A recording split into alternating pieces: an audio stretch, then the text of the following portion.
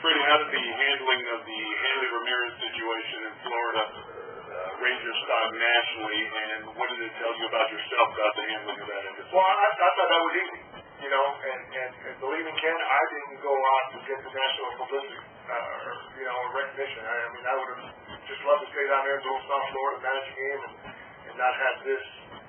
It was great. I mean, it kind of snowballed on, but you know the way the game should be played. Whether it's baseball, whether it's football, and when that is not being played that way, you as a manager or a coach, you gotta do something. And for me, that was easy. The hard part was the stuff that came later. But the decision that it was really, really something. And I think maybe it was all the years managing in the minor leagues. When we had guys that didn't run balls out, just taking out of games.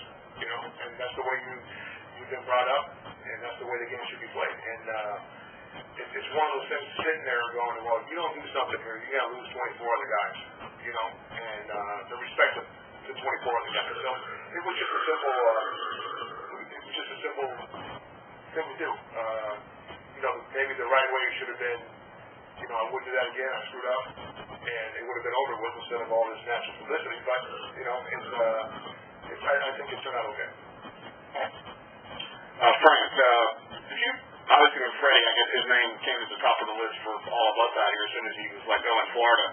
Is that a fair assessment from your? I mean, how many guys did you seriously overlook at? And was he kind of the guy once you knew he'd be available? Was he sort of on your radar all the way? He was on our radar before he was available. I mean, quite frankly, a year ago when Bobby made his decision and made his announcement, we started putting our list together. In the process, when general managers were hiring managers a year ago in the offseason, after they made their hire, I called every general manager and debriefed them on the candidates they had interviewed and not hired to find out who that pool should be and who they interviewed that were good. And when we put our list together, and I think we got to spring training, we started finalizing that list. My thought was that there may come a time when we have to ask the Florida Marlins permission to talk to their manager because we thought Fredi would be most likely the best candidate for us. And we were fortunate for us, maybe not so fortunate for Fredi at the time.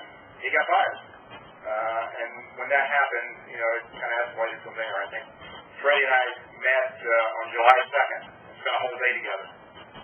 Picked him up out on I-20, and we drove over to Wadowee, Alabama, to the lake, and spent a day at the cabin over there just talking baseball. Because, we've known each other for 20 years, but we haven't talked from a general manager to a manager as to how you would handle things.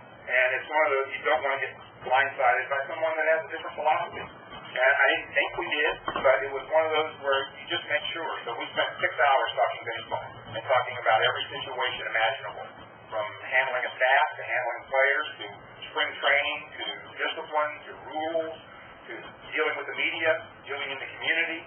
We dealt with all of those things. Talked about our current staff, talked about our current players. And I just wanted to leave no stone unturned. And came away from that meeting very encouraged. John met with Fredi several days later and had a one-on-one interview. And then we started escalating and talking further in September. And Bobby was aware of this. We went to Bobby and told him this was not something behind Bobby's back because we went to Bobby and said, now that Fredi's out there, I think it's incumbent on us to make sure we have a conversation because there's a chance there's going to be a lot of openings this winter, and we don't want to be left short. And we did this with Bobby's blessing.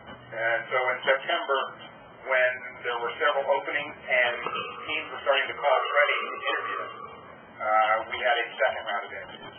And John and I interviewed Fredi again. And I think we came away from that interview even more convinced. It was the first time we had actually met together. And so that's how we got to today. Fredi,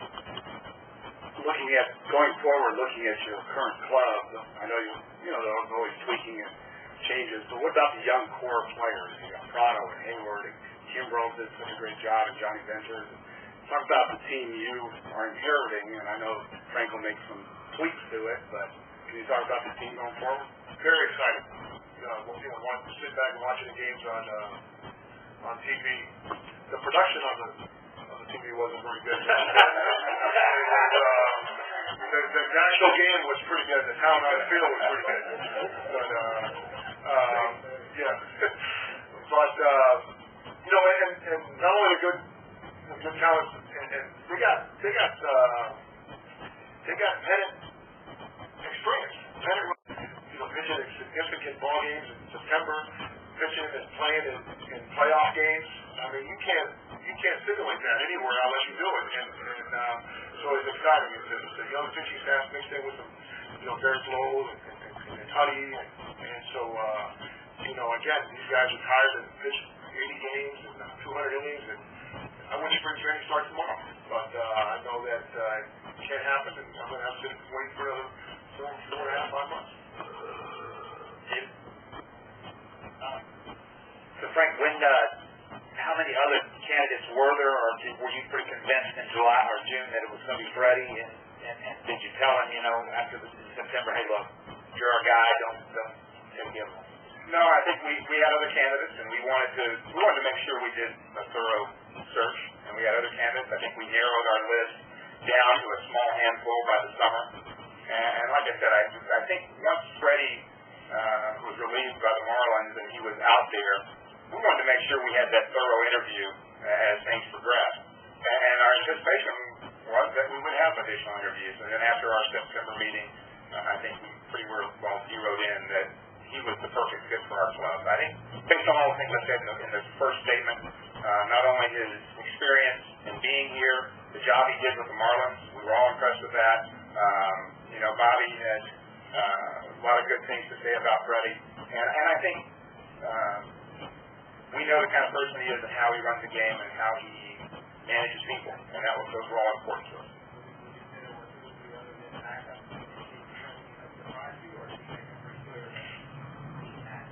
Well, I think all along, I think Fredi had a desire to be here. And it was more that we had to be sure on our part. And like I said, he was number one on our list when we started putting our list together last winter, and that never changed.